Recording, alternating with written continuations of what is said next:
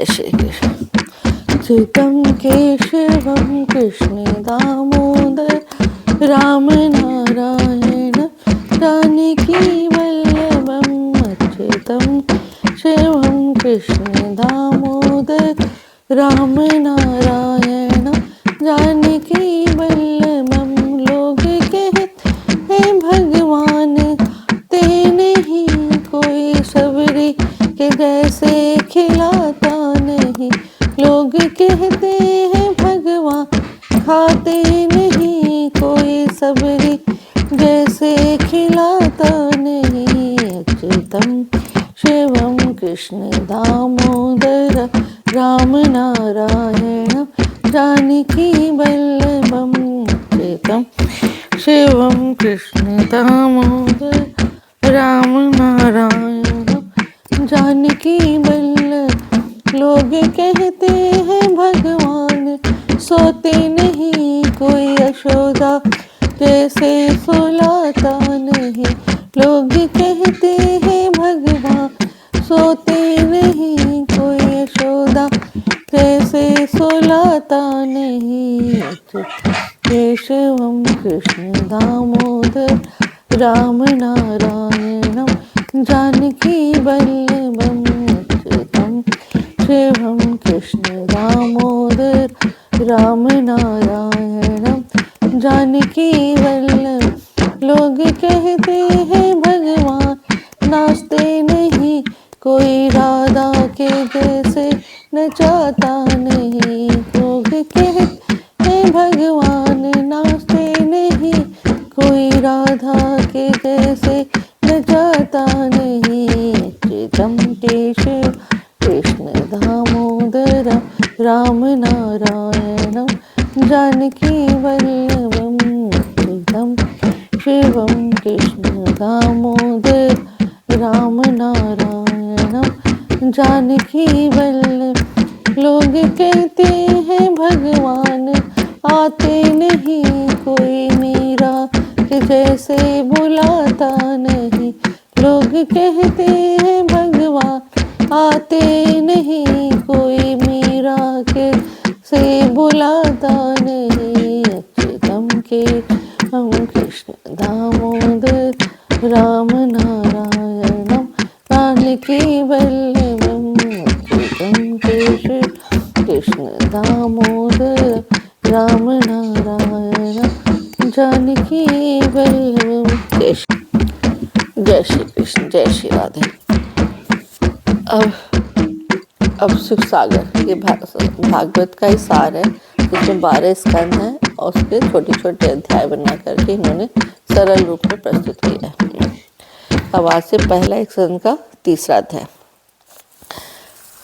ब्रह्मा के पुत्र सनत कुमार संत और 4 जो थे वो कलयुग में कैसे सब चीज़ें ठीक से रहे, उसके लिए इस भागवत का उन्होंने इस सुख सागर भागवत का उन्होंने बहुत महत्व बताया।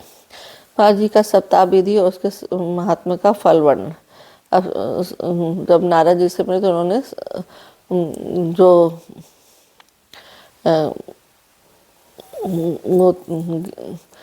ज्ञान और वैराग्य जो सोए हुए थे, उठ नहीं रहे थे, उनके लिए उन्होंने एक सप्ताह में भागवत कहने का संकल्प लेकर सनत कुमार जी ने सप्ताह शुरू किया।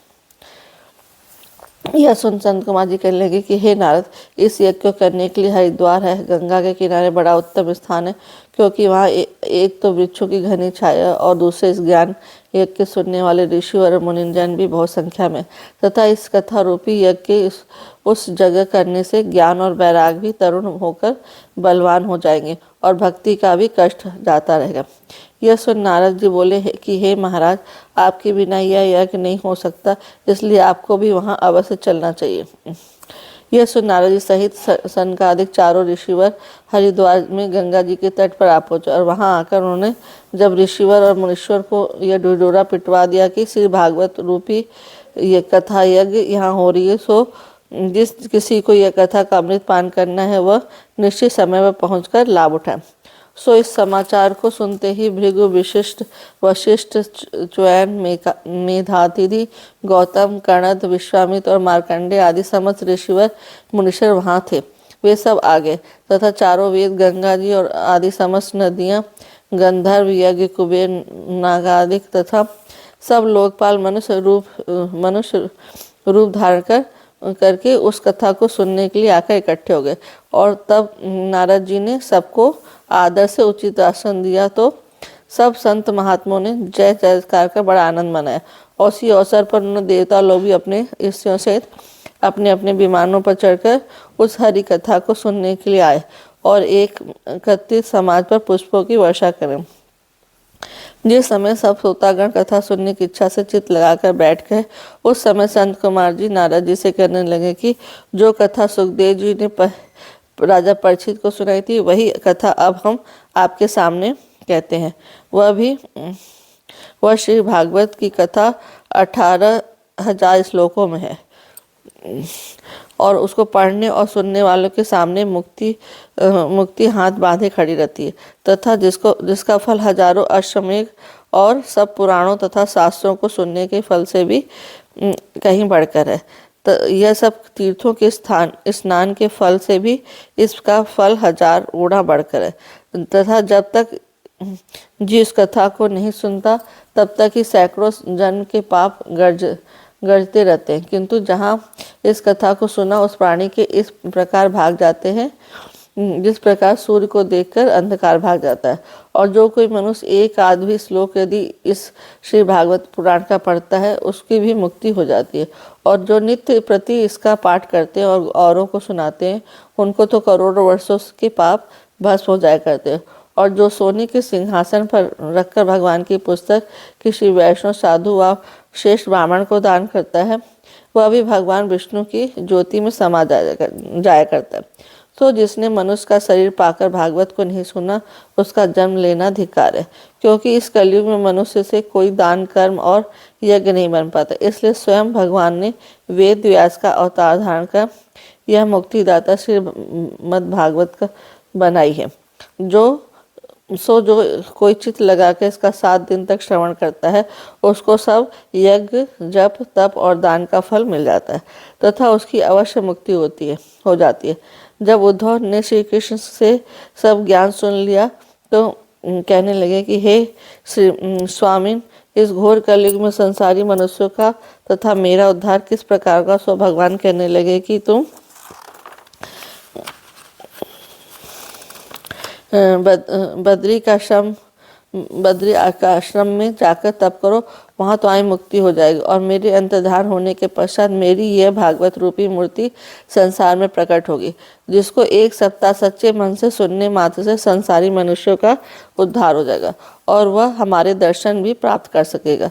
सो संसारी लोगों को कष्ट छुड़ाने के लिए इससे बढ़कर और कोई दूसरा साधन उत्तम नहीं है। इतनी कथा सुनाकर सूत जी ने सौनकादिक मुनीषों से कहा कि जब संत कुमार जी भागवत का सप्ताह पारायण सुनाने लगे तो सब कोई इस अमृत रूपी कथा का चित्त से पान करने लगे। और उसके बाद इस कथा को प्रताप से वे दोनों बूढ़े ज्ञान और वैराग तरुण होकर बलवान हो गए और भक्ति के चित्त से सब दुख जाता रहा और सब लोग भक्ति ज्ञान और वैराग के दर्शन कर आनंद से विभोर हो गए और मानसिक कष्ट जाता रहा तथा इस सप्ताह के श्रवण मास से ही सब शुद्ध और चित्त आनंदित हो गए। जय श्री राधे, जय श्री कृष्ण। चौथा अध्याय, प्रथम स्कंद का चौथा अध्याय। भगवान का सब सप्ताह सुनने वालों को दर्शन देना, भगवान के सब सप्ताह सुनने वालों को दर्शन देना और रात मंदिर ब्राह्मण की कथा। सूत जी ने सौनकादिक श्रेष्ठों से कहा कि जब सब ऋषि मुनि और संत महात्मा कथा को सुनकर शुद्ध चित्त हो गए, उस समय श्री विष्णु भगवान जी ने सांवली सूरत और मोहनी मूर्ति चतुर्भुज रूपी धारण कर पीताम्बर मुकुट शंख चक्र गदा और पद्म धारण किए वैजंती माला पहने उस ज्ञान यज्ञ में आकर सबको दर्शन दिया, जिनकी मूर्ति पहले से ही सबके मन में कथा के श्रवण में समा गई थी।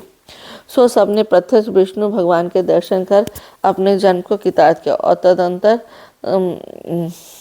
सब ऋषिवर और मुनीश्वर आदि भगवान की जय जयकार कर पुष्प वर्षा करने लगे तथा धूप और पान फूल आदि से भक्ति सहित पूजा का साष्टांग दंडवत प्रणाम करने लगे। इस प्रकार अथाह सुख सागर देखकर संत कुमार जी सहित नारद जी भी उसमें गोता लगाने लगे। तदंतर भगवान सबको मन में इच्छा वरदान देकर अंतर्धान हो गए। तब नारद जी संत कुमार से कहने लगे, हे भगवान, जिसने यह कथा सुनी वे सब पवित्र हो गए। अब इस कथा श्रवण से और कौन कौन भवसागर पार करेंगे उतरेंगे, इनका भी हाल वर्णन कीजिए। तब संत कुमार जी कहने लगे, कलयुग में जो प्राणी बड़े पापी दुष्ट लालची लोभी और चुगुल तथा कामी उत्पन्न होकर अपने क्रोध से आप ही जलते रहेंगे, वे भी इस कथा को सुनने और पढ़ने से पवित्र होकर मुक्ति को प्राप्त कर लेंगे। अब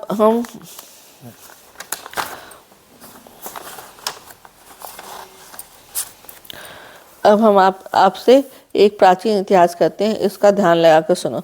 दक्षिण देश में एक तंगभद्रा नाम करके नदी है, जिसके किनारे एक नगर में आत्मदेव नाम वाला एक बड़ा भारी विद्वान और धर्मात्मा ब्राह्मण रहता था।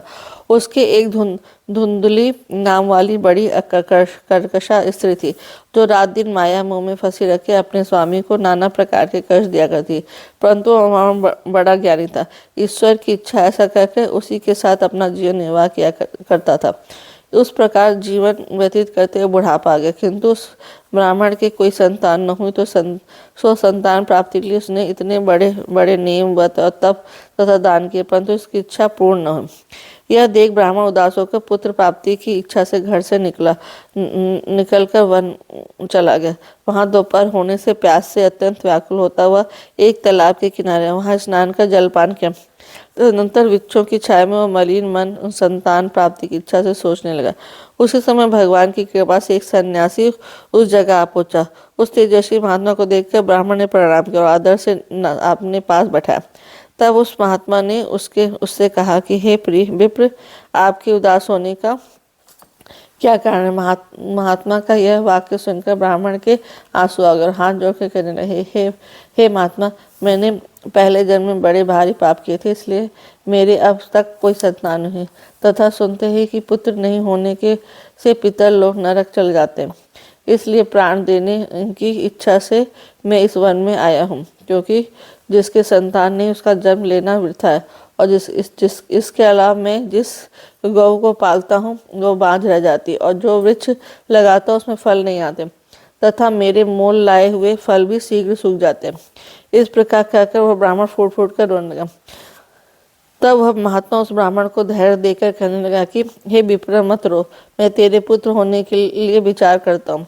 तब वह महात्मा ने ब्राह्मण की कर्म रेखा देखी और देखकर कहने लगा, विप्र, तेरे 7 जन्म में भी संतान का योग नहीं, इसलिए तू वृथा क्यों रोकर प्राण देने के लिए तैयार हो रहा है। यह संसार झूठा है, इसमें सिवाय दुख के सुख किंचित भी नहीं है। इस कलयुग से में पुत्र से सुख की आशा करना भी व्यर्थ है, क्योंकि पुत्र माता पिता की सेवा न कर बल्कि स्त्री साला आदि के कहने में चलकर उनको कष्ट देते। इसलिए स्त्री पुत्र और भाई बांधव सब अपने मतलब के साथी होते, परंतु इतना होने पर भी वह बड़े अचंभे की बात है कि मनुष्य स्त्री पुत्रों के बंधन में पकड़े हुए ईश्वर को भुलाकर नरक से इस प्रकार बचना चाहते हैं, जिस प्रकार गर्मी से बचने के लिए धधकती हुई अग्नि के पास जाना। विप्रतु पुत्र लालसा को छोड़कर भगवान के चरणों में प्रीत लगा, जिसे तेरा भी उद्धार हो। इस प्रकार महात्मा के समझाने पर भी उस ब्राह्मण ने कहा कि हे महात्मा, मुझे सिवाय पुत्र के यज्ञ जाप आदि कुछ भी अच्छा नहीं लगता। सो कृपा कर क्या तो एक पुत्र मुझे दीजिए, नहीं मैं आपके सामने अपना प्राण त्याग दूंगा।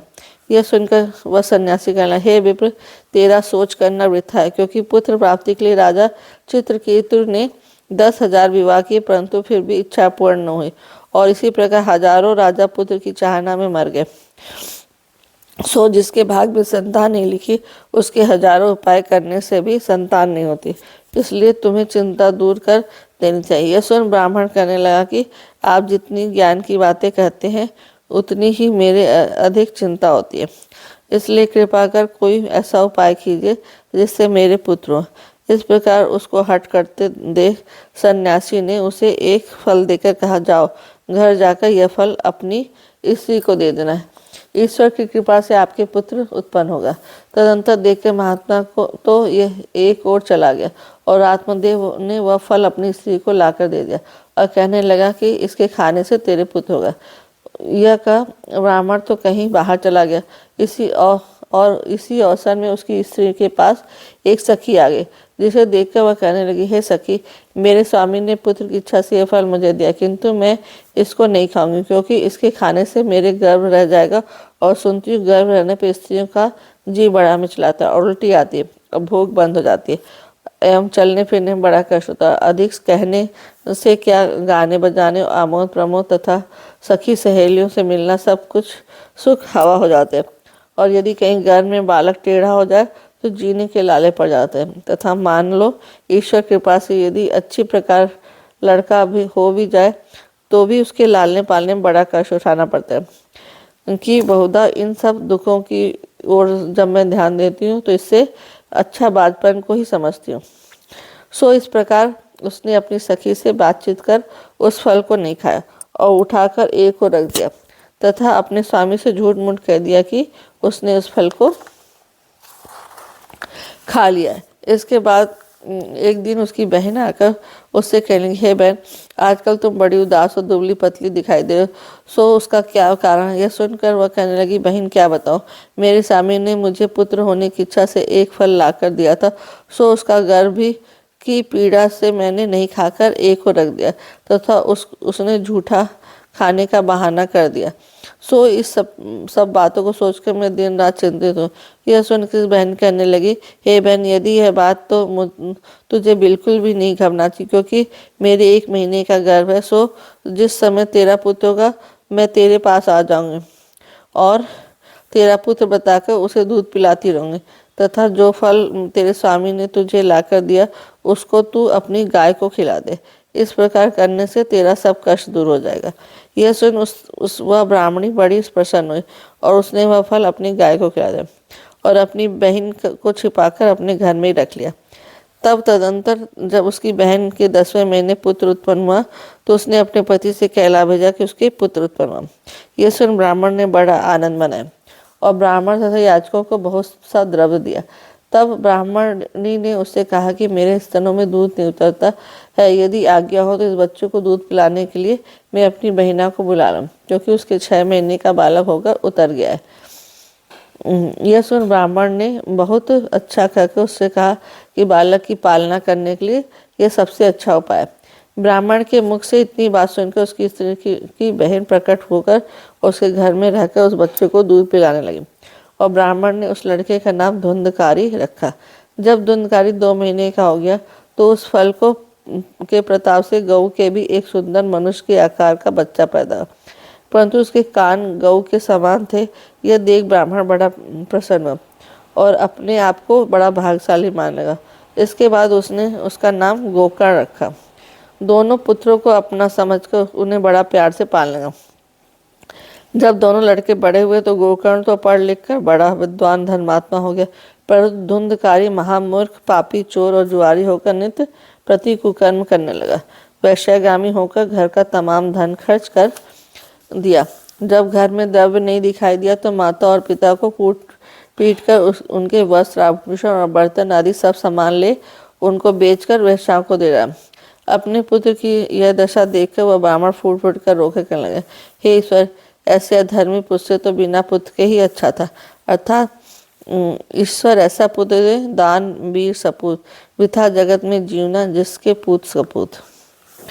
इस प्रकार अपने पिता को दुखित देख गोकर्ण कहने लगा कि हे पिताजी, यह संसार दुखों का सागर है, जिसमें सिवाय दुख के और कोई सुख नहीं है। इस संसार के चक्कर में पड़कर आज तक किसी ने भी सुख नहीं पाया। सो आप इस संसारी माया मोह को छोड़कर वन में जाकर भगवान का भजन करो, जिससे आपको सुख और मोक्ष मिले, क्योंकि संसार की माया के चक्कर में फंसकर प्राणी अवश्य नरक भोगता है। इस प्रकार गोकर्ण की बातें सुनने से ब्राह्मण को ज्ञान हो गया। उसने उसी समय घर बार छोड़ वन का रास्ता लिया तथा वहां जाकर परमेश्वर का भजन करने लगा और कुछ समय के बाद अपना शरीर त्याग कर मोक्ष को प्राप्त हो गया। चौथा अध्याय समाप्त। जय श्री कृष्ण, जय श्री राधे।